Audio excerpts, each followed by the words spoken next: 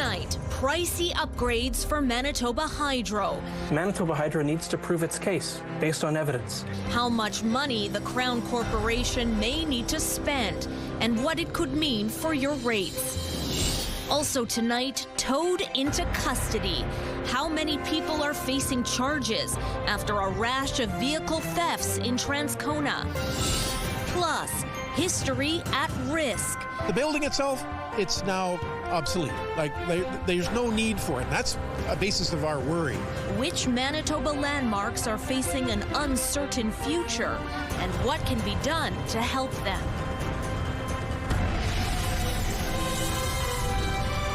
CTV News.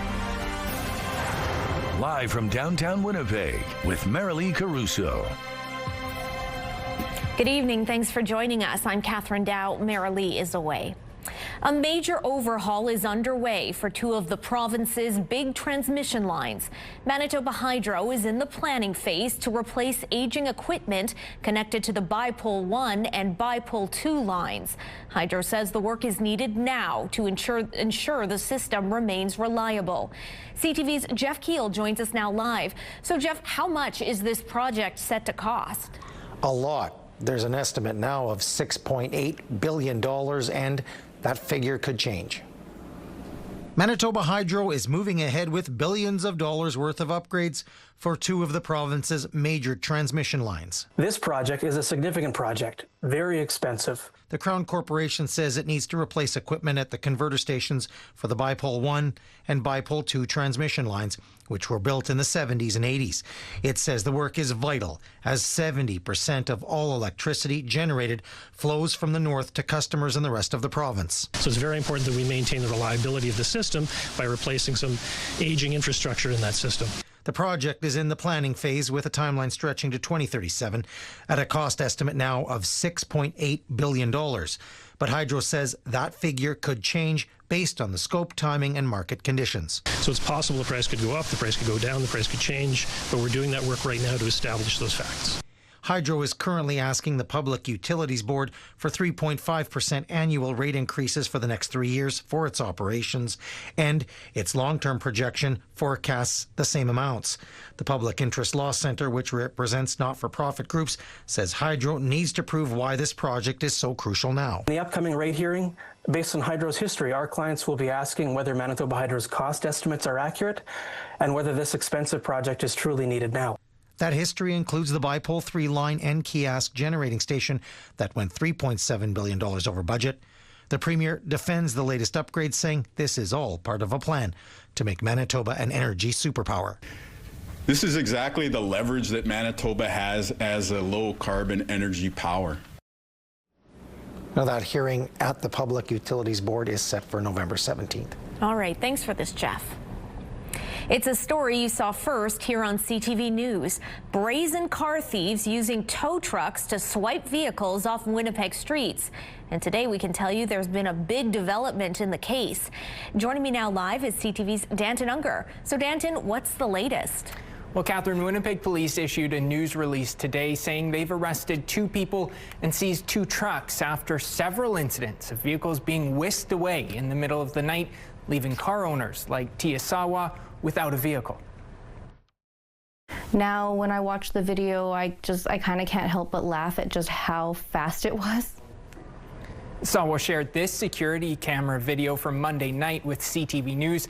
And it really shows you what she means by fast. As you can see, an unidentified tow truck quickly backs up to a red 2005 Dodge Caravan, slides the wheel lifts underneath, and takes off with it, all in less than 30 seconds. And we can tell you, we've learned the Winnipeg Police Service's Property Crime Unit has arrested 2 suspects in this case, and they've also seized 2 tow trucks. And that's welcome news for Sawa, who had this to say when we spoke to her yesterday. I trust that the Winnipeg police are going to resolve things quickly, and people are going to get their vehicles back, hopefully in working order, and things can just resume back to our regular lives. This is the second incident like this that we've reported on this week. Now, no word on whether or not police have found Sawa's Dodge Caravan or any other stolen vehicle.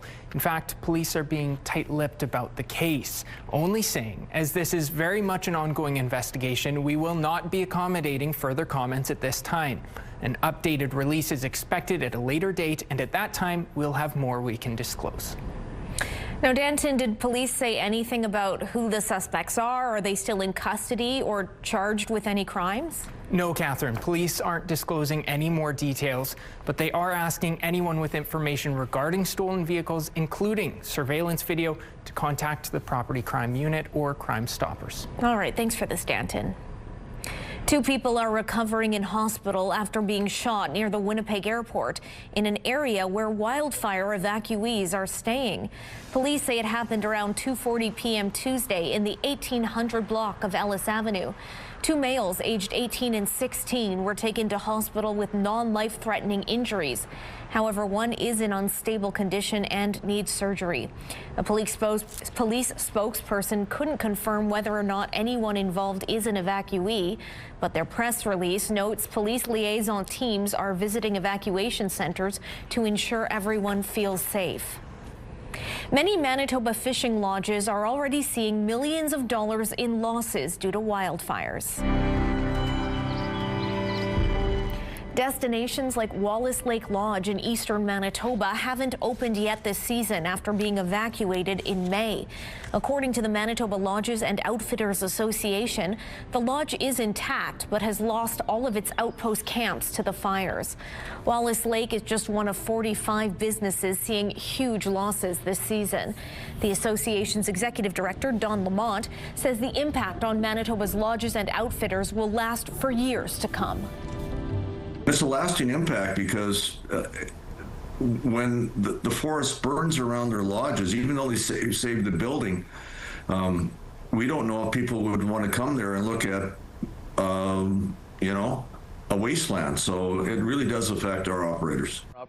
Many staff at various lodges are also out of work, including many Indigenous fishing guides. Lamont says he hopes federal and provincial governments will come up with disaster relief for tourism operators impacted by the wildfires. Vacant, neglected, or at risk of being demolished. There are dozens of heritage buildings and historic structures all around the province facing an uncertain future. And each year, the Manitoba Historical Society releases a list of these endangered spaces to highlight the importance of preserving the past. CTV's Daniel Halmerson has more. The Peck Building has stood here at the corner of Princess Street and Notre Dame Avenue for more than 130 years. It was first used as a clothing company's warehouse and later became a staple of the city's garment industry. It spoke of a new century and of new hope for Winnipeg in its golden age. But now the historic building sits empty and fenced off, and its future use is unknown. Look at its location. It's in the heart of downtown Winnipeg on major routes. The Peck Building is one of the Manitoba Historical Society's most endangered sites in the province this year. The annual list highlights buildings and structures threatened by neglect or redevelopment. Gail Perry from the MHS says the Peck Building made the list because of its distinct architectural form. The fact that it marries Romanesque architecture, which you see all around the exchange, but also its addition is Chicago style. Other places, some hiding in plain sight, tell stories of significant importance to Manitoba's growth.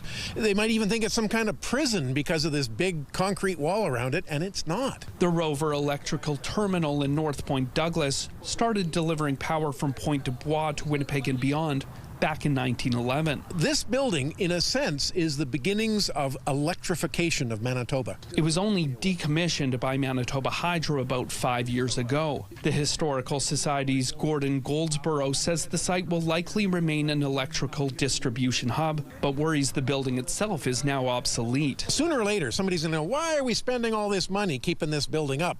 Let's just tear it down and we'll get rid of that liability. He says protecting, restoring, and adapting these types of spaces are keys to preserving Manitoba's history and identity. It gives you insight to how we've got to where we are today so that we can then confront the challenges of the future. Daniel Halmerson, CTV News, Winnipeg.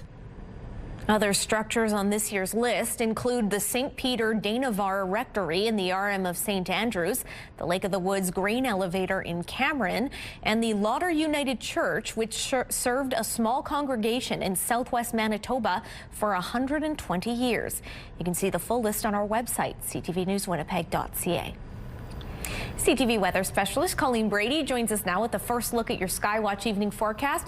Looking a bit smoky out there, Colleen. How is the air quality? Well, smoky in the city, smoky in other parts of the province as well. As for the Air Quality Health Index for the city of Winnipeg issued by Environment Canada, well, we've been sliding back and forth along the scale between moderate risk for poor air quality to outright high risk for poor air quality over the last few hours. Right now, we're in that moderate risk zone. You may have noticed that smoke if you were out there today, but no air quality alert in effect for Winnipeg. The only areas of the province right now under a special air quality statement issued by Environment Canada, close to the source of that wildfire smoke where those fires continue to burn in eastern Manitoba. So we'll look at that a little bit more and a look at when it's going to warm back up again. It is mid-July after all, but hasn't felt like it over the last few days. Some folks may like that, but I'll tell you what, the heat is going to return to all of Manitoba. I'll show you when coming up. Let's take a look right now through the Bathfitter Live Eye. Bathfitter, your bath and shower experts for more than 40 years. In Winnipeg right now, a little cloudy, well, and a little smoky too. 22 degrees, winds out at the north at 11 kilometers an hour. The pressure's rising, and the humidity right now, Catherine, is 29%. Thanks, Colleen. A handful of potential measles exposures to tell you about. Health officials say they are at the RM of Rolland workshop building in Rolland last Tuesday through Friday. That was between 7 a.m. and 5 p.m. The Walmart in Winkler on Saturday from noon to 2:30 p.m., as well as the Boundary Trails Health Center's surgical unit on Friday from 6:30 p.m. to 9 p.m. and Saturday from 11 a.m. to 2:45 p.m. Anyone at those locations during those times is encouraged to monitor for symptoms for about 3 weeks. RCMP in southern Manitoba are asking you to keep an eye out for a rather hard-to-miss item that was stolen earlier this month. Mounties in Carman say someone stole a windmill, yes, a windmill similar to this one, from a property in the RM of Gray sometime between July 4th and 6th. The RM is about an hour west of Winnipeg on the Highway 2, or on the number 2 highway, Standing at about 25 feet high with 6-foot blades, RCMP say there's a good chance someone in the area has seen it. Anyone with information is asked to contact Carman RCMP. The city of Winnipeg says it's making good on a promise to plant a tree for every tree it removes. However, an unusually dry spring and summer have left some of those newly planted trees in rough shape. It's a tough gig to be a boulevard tree. In places like Lyndale Drive Park, some newly planted trees appear to be dead or dying. We also spotted some worse for wear boulevard trees on Hall Avenue and Kingswood Avenue in St. Vital. Trees Winnipeg says newly planted trees often look stressed due to transplant shock. On top of that, Winnipeg has received about a third of our normal rain amounts this year. Trees Winnipeg Executive Director Christian Cassidy says newly planted trees will often take several months to look healthy again. I wouldn't panic. The trees are being watered. The trees are being looked after, and some of them just take a while, and some of them, a very small percentage of them, will not make it. It just happens in the tree world. Cassidy says the city hires contractors to plant trees, and they're in charge of taking care of the trees for the first 2 years. If you see a struggling boulevard tree near your property, Cassidy says feel free to give it some TLC with a bit of extra water and call 311 and let the city know about it. MPI is increasing the number of seats available this fall for its popular high school driver's education program as it gets ready to open registration. There will be nearly 4,700 spots available for Driver's Ed when registrations open at 8 a.m. on July 23rd.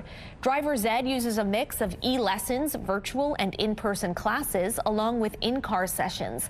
The course finder will open this Friday to plan ahead, and parents and guardians are encouraged to set up their new driver as a customer through MPI or an AutoPack broker and purchase the Driver's Ed program. Sign-ups on the 23rd can be done through AutoPack brokers, MPI contact and service centers, or by calling the driver education phone line. You'll laugh, you'll cry. Winnipeg's annual Fringe Festival is officially underway. I'm not ready for the stage, I don't know my lines, but much of the excitement is centered around Old Market Square in the Exchange District, and that's where we find CTV's Taylor Brock. So Taylor, what's the mood like over there? Well, we've got some groovy vibes right now behind us, but really over the next week and a half, we have quite a few different shows happening with the Fringe Festival. And what the vibes of those shows are kind of depends on what you pick. We've got everything from dramas to comedies and even performances for children, which is why Sarah is here with us. Sarah has a circus performance, and she's going to show me a trick. Sarah, what were you going to show me here with this hula hoop? I'm going to get you to hold on to this for a second. So this is called the circus start. It's a beginner-friendly trick. You're going to take the hula hoop, put it beside you. First leg goes in, second leg goes in, up over your head, swing it out, and catch. Let's try this. It's not going to be anywhere near as good, but we'll give it a go. You got it, you got it. Here we go. Behind the leg. First leg in. We got it. That leg. You made me laugh. Swing it out. I made you smile. Behind the leg. We've been together for a little while. I don't wanna do it. You're my happy. So Sarah, can you now show me how an actual circus performer does it, not one who actually failed out of clown camp? Absolutely. Let me show you.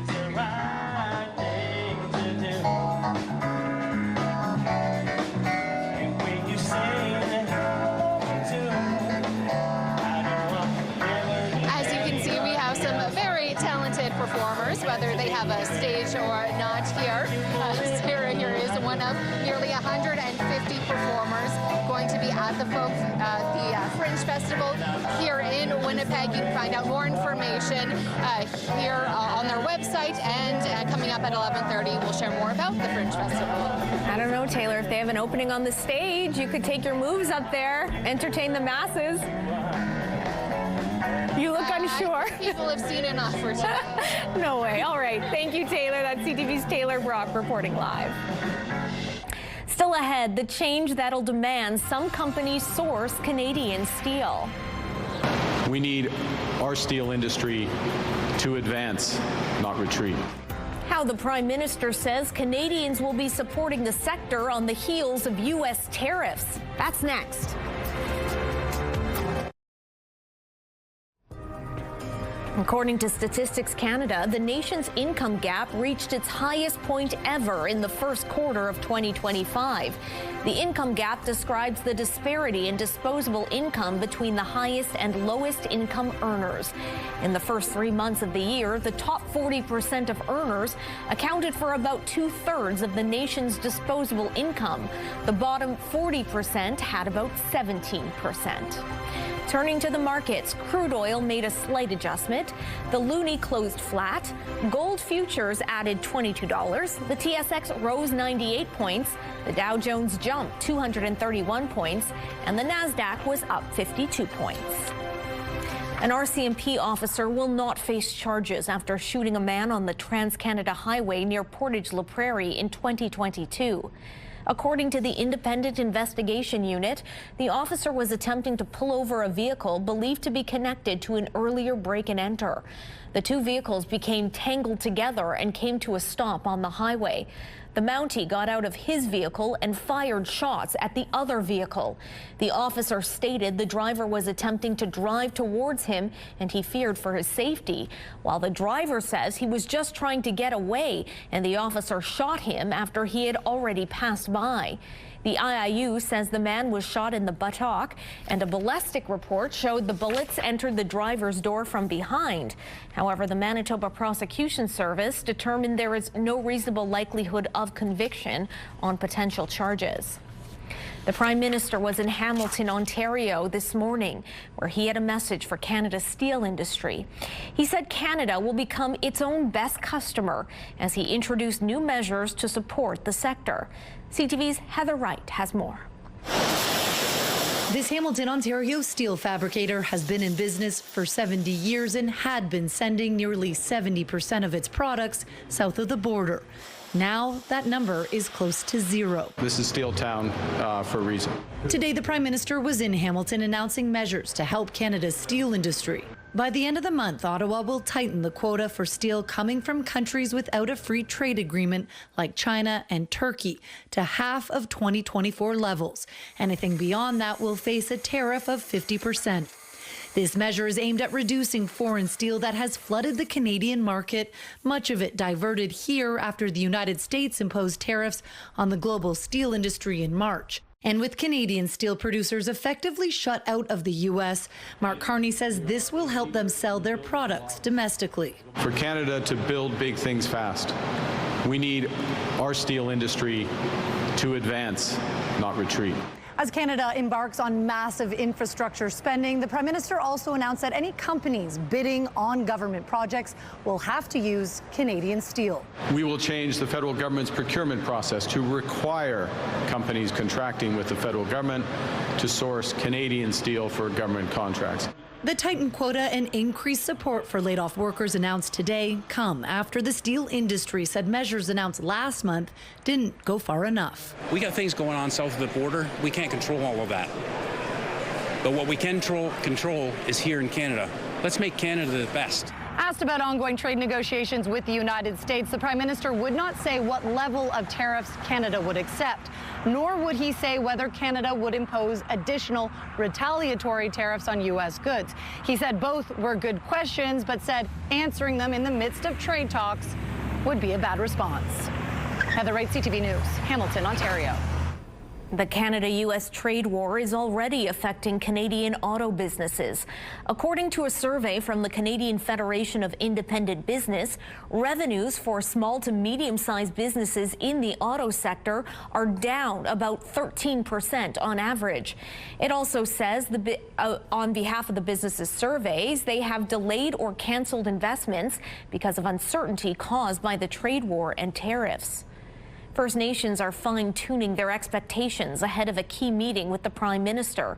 The summit was called in a bid to ease concerns about a contentious major projects law that Indigenous stakeholders say fast-tracks development without their consent.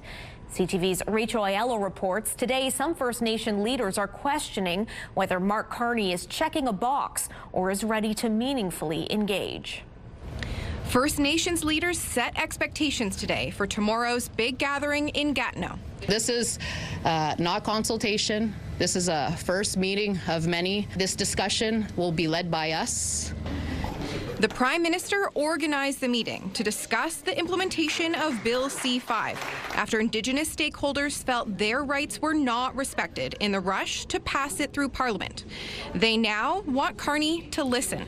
We're going to give him the benefit of the doubt that he produces tomorrow. I'm a bit more cynical. I do agree. I mean, just look at the process. 9 Ontario First Nations, though, aren't waiting, launching a legal challenge to the federal law and a similar provincial plan to try and prevent both governments from using their new powers to sidestep existing protections. These bills from Ontario and Canada show that the Crown has no interest in reconciliation. Today, Carney was asked, have your belated consultations jeopardized the goal of getting new projects built?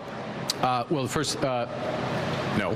He went on to say tomorrow's talks are about engaging on how to work together in the future. What are the priorities? That's before any consultation on any specific project. The Ontario government is also consulting First Nations this summer, with Premier Doug Ford's office promising to build consensus around projects that support prosperity.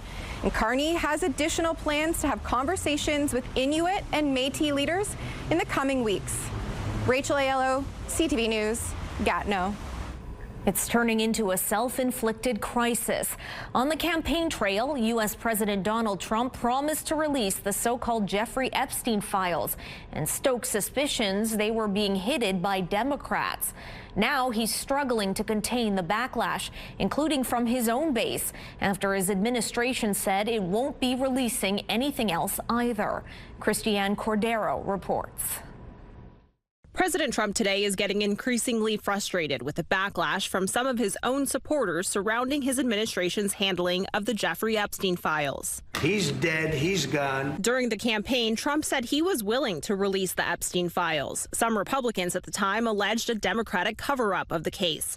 Now, Trump is arguing the current push to release the files is being incited by Democrats.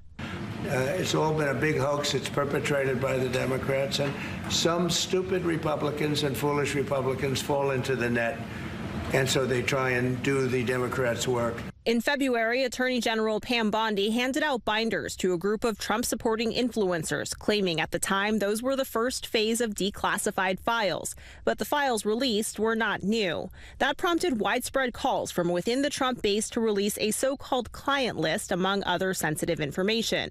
Then, last week, in a memo, the DOJ and FBI said there is no incriminating client list, no credible evidence Epstein blackmailed anyone, and the report confirmed he died by suicide in 2019. Democratic Representative Robert Garcia today, standing next to a poster board showing Trump with Epstein, suggests the administration has something to hide. These are bizarre reversals, and it's obvious to the American public. Someone is lying, and someone is trying to hide something.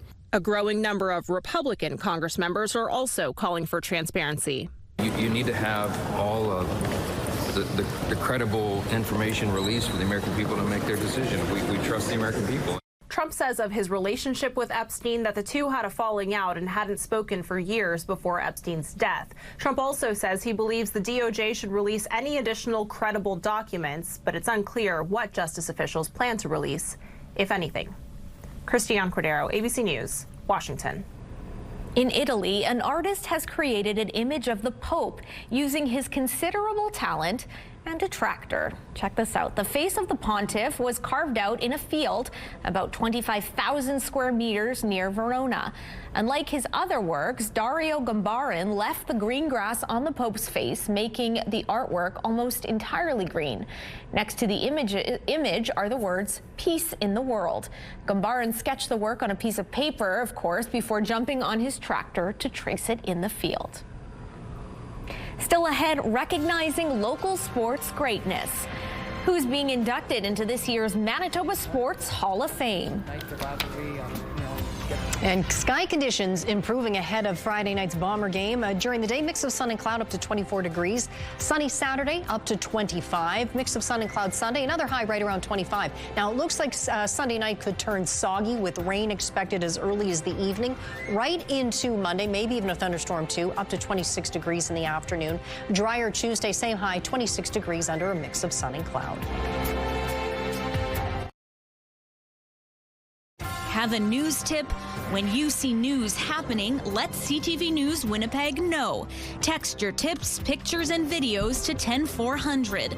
That's 10400. Message and data rates may apply.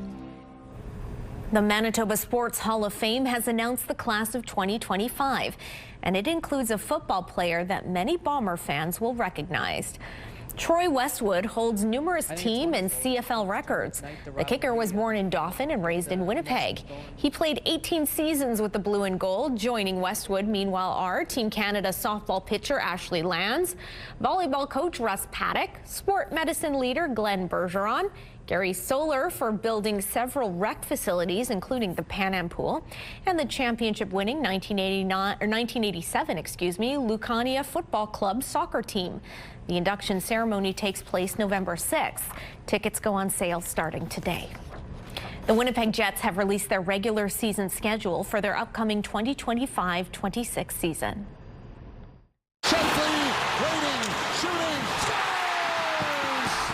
The Jets open the NHL season on October 9th against the Dallas Stars, the team that knocked our Jets out of the playoffs in May, might I add.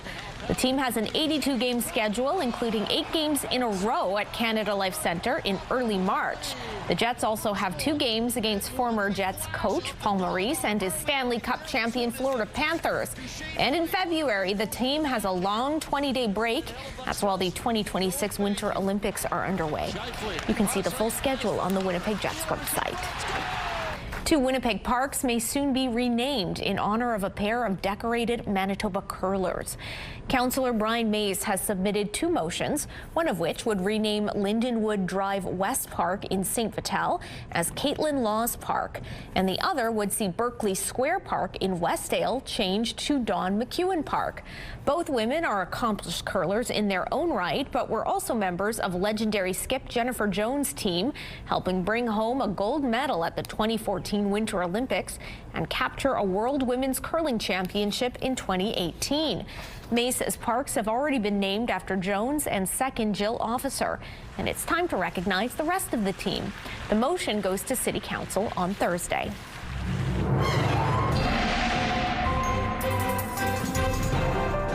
CTV Skywatch Weather brought to you by South Beach Casino and Resort. Visit southbeachcasino.ca. CTV weather specialist Colleen Brady is back with your complete Skywatch weather forecast. Colleen, feeling quite cool out there for this time of year. I imagine we're a bit below seasonal. By a handful of degrees in Winnipeg's case, you're right, but across the province, it's been a little coolish by mid-July standards, and you might like that. Other people like that July heat. Well, I'll tell you what, it is coming back. Now, Environment Canada forecasting hot highs approaching 30 degrees by the weekend for the north. Here in the south, not quite as hot, but around where we ought to be for this time of year, into the mid-20s. Now, then there's the smoke. So the cool temperatures actually help to mitigate the effect of the smoke to a certain extent anyway in the north. By no means did it clear it out, of course, or has it gone away, but with the temperatures not being quite as hot and as intense, the smoke hasn't been as bad as it's been at its worst, and of course it's all relative. So I mentioned this earlier, there is one air quality alert in effect tonight issued by Environment Canada close to where the fires continue to burn in eastern Manitoba. So a special air quality statement in effect for those areas. But this might be what we see at least over the next few days anyway, this consolidation of smoke to these areas closer to their source, to those fires across the southern prairies. But Environment Canada is also suggesting that with a building ridge of high pressure, we will likely see that consolidation to those areas closest to where fires are burning. But if the wind flow starts to change just enough, that could shoot smoke in different directions, causing a widespread smoke event. So by no means are we done with this just yet, but this is how it looks like things could unfold over the next few days with respect to how that smoke is going to continue to travel around the prairies. Tonight, otherwise, aside from the smoke localized in different parts of the province, including here in Winnipeg, we should clear out across the south, but winds are light, and with sky conditions clear enough and enough moisture in the air, we could see fog develop across southern Manitoba overnight into tomorrow morning, so watch out for that. That could diminish visibility for the commute tomorrow. Otherwise, still not a hot July day, but we should see more of a mix of sun and cloud for much of the south. We could see some showers start to pop up in west central areas by late tomorrow afternoon. There is the possibility of thunderstorms as well. By Friday morning, you can see a more substantive rainfall stays south of the U.S. border. More of a mix of sun and cloud for Winnipeg, as I mentioned, with temperatures starting to warm back up into the mid-20s, where we ought to be for this time of year. For tonight, chilly, down to 8 degrees, mostly clear, but fog is possible. Sunny tomorrow morning, 13 degrees with a high of 23 degrees under a mix of sun and cloud. The UV index for Thursday for Winnipeg is 7 or high. Up into the north we go. The most active weather tonight in the northeast expected around Gillam. You could even see a thunderstorm there with some showers, down to 14. Thompson partly cloudy and 11. Now there is the risk of a thunderstorm there tomorrow. Otherwise a mix of sun and cloud and 23.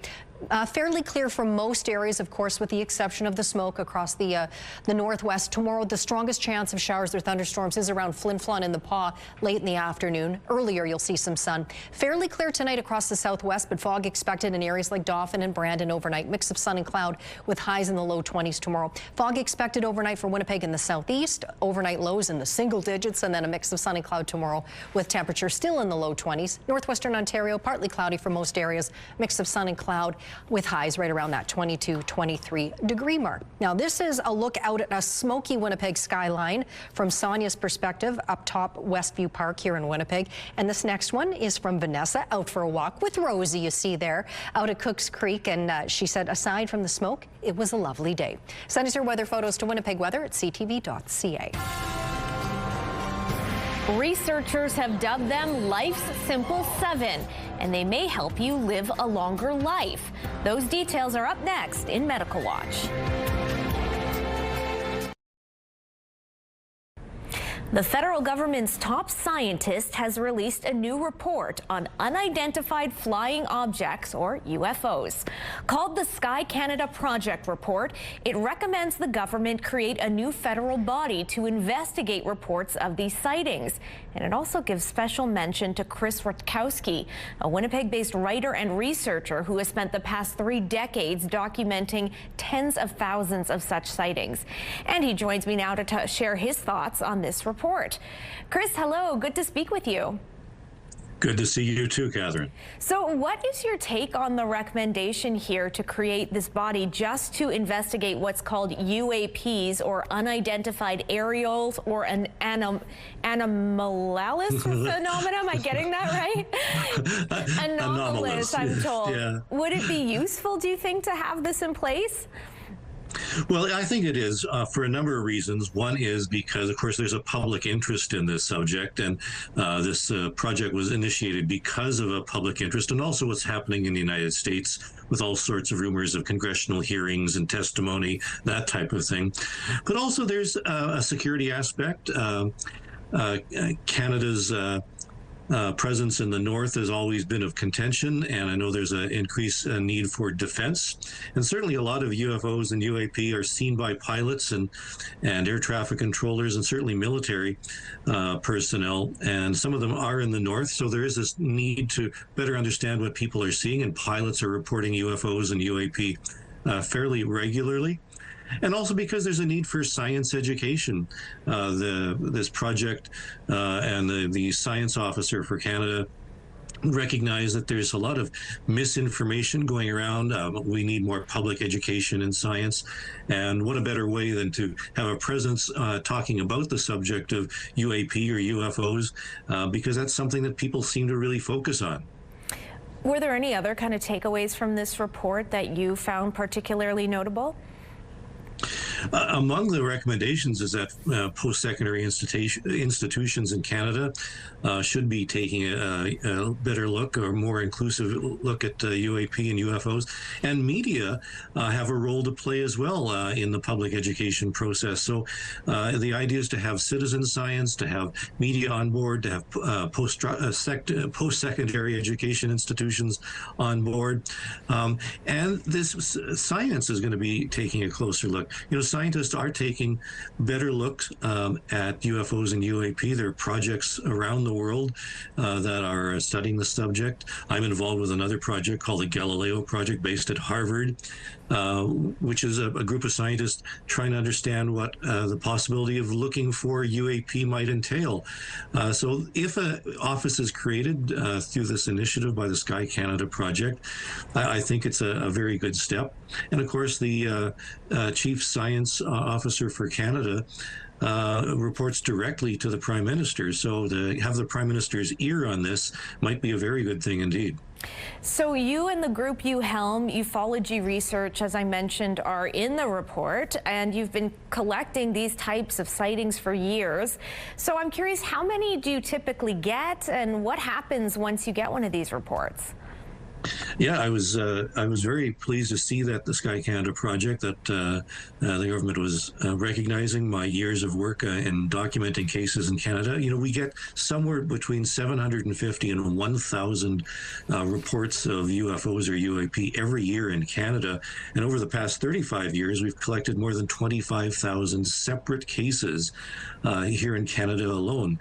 And we were actually at the forefront of this. Not very many cases, not very many countries are doing the same type of project. France has a similar project, and a few other countries. We're even ahead of the United States. The United States government doesn't even make public any of its programs and studies on what it's doing with regard to UAP. So we're doing a good job, and it's not just the average person on the street, although they certainly are, but we get reports from pilots, police, air traffic controllers, and military observers as well.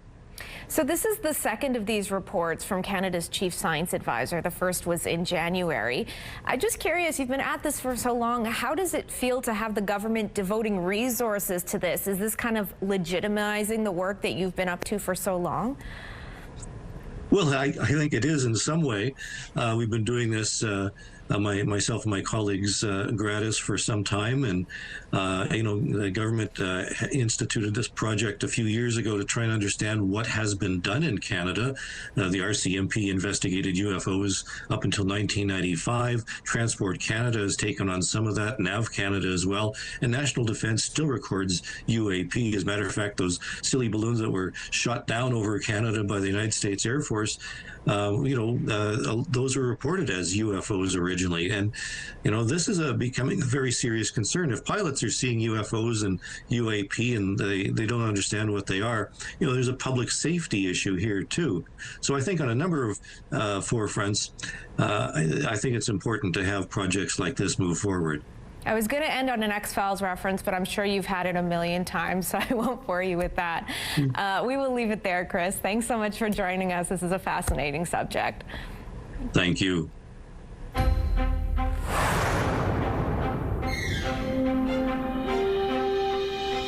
More doctor training seats are being added in the Westman region. People from rural Manitoba are the most likely to stay and practice in rural Manitoba long term. And that's why the government is adding another 10 seats in Brandon, doubling the number available there in partnership with the University of Manitoba. To accommodate the increase are multi-million-dollar investments into Brandon Health Center expansion and upgrades to the Brody Science Center at Brandon University. All of this work is creating an environment that is going to really appeal to new learners and also appeal to the folks who are going to be supporting them in their journey. Upgrades at BU are expected to include new science labs, while renovations will be made to the health center's library to provide medical students with dedicated learning space and access to equipment. If you want to keep adding candles to your birthday cake, a new study recommends following 7 steps. Dubbed Life's Simple 7, they are being smoke-free, exercising, maintaining a good weight, having appropriate blood pressure, controlling blood sugar, and managing cholesterol. An honorable mention went to getting enough sleep, which is still very important. Researchers based their findings on nearly 500 studies on various body systems. The results were published in the Journal of the American Heart Association. Medical Watch is brought to you by Manukin Koster Denture Clinic.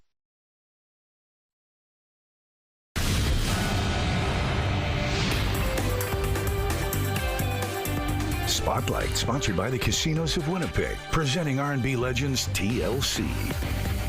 It might be summer, but a Canadian singer-songwriter is already thinking about Christmas. Johnny Reid is keeping the tradition alive with a holiday tour this winter. His Christmas show will stop at Club Region Event Center for a pair of shows December 8th and 9th. The Juno Award winner will share some personal holiday favorites, cherished classics, and a few stories to bring everyone's holiday spirit out. Tickets start at $49 plus fees. They go on sale Friday through Ticketmaster. The Winnipeg Art Gallery is opening its vaults and dusting off its collection for 2 new exhibitions. Our job as curators is to go into those vaults and see what kind of conversations we can have with modern contemporary audiences and choose artworks to come out maybe that haven't seen the light of day in a very long time. And that's what they have done for Crying Over Spilt Tea and A Manner of Time. Crying Over Spilt Tea combines traditional teaware with other artwork to look at the history of the drink and those who have had to hide their truths or tea from others. A Matter of Time explores the concept of spiral time. At the core of this exhibition is this idea of experimentation, but also movement, how one might move across space, whether it's an exhibition space or just any other kind of space, but also how one might look at art. An opening celebration of the exhibitions will take place tomorrow evening. Both exhibitions will remain at WAG Helmayork through next year.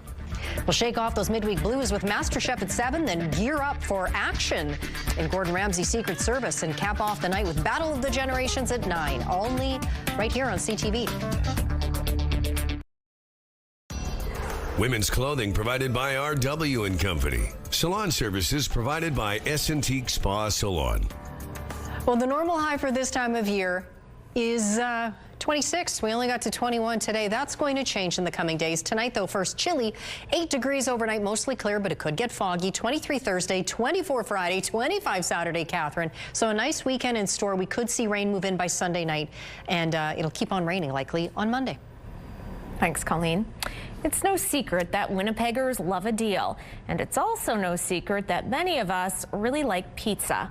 Well, Tuesday night, people got a chance to satisfy both of those loves at the same time. Thank you. Take care, guys. The crowd waiting outside Flying Pizza on Edison was here for the deal of a lifetime on a pizza. A large pepperoni was being given to every customer for free. That's right, free. Hear, hear. The business is celebrating its 28th anniversary and decided to show its appreciation to its customers.